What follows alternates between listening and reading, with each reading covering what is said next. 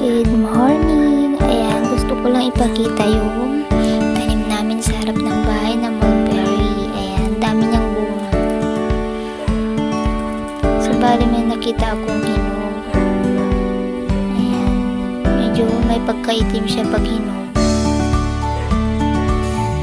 Ganito siya mata kapag hinog na siya.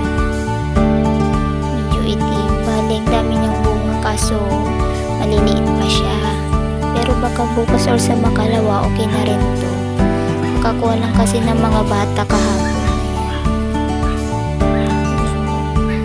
Mga 10:30 na pala ngayon mga isang init. Grabe. Ayan. Diba? Maliit pa siya kaso madami na siyang bunga.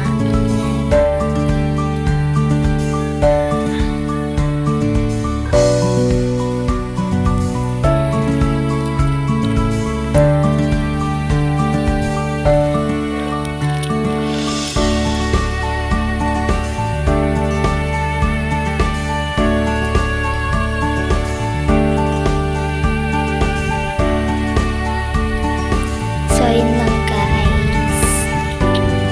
Ayan siya. Medyo malalaki naman yung bunga. Ayan. So, ayun lang.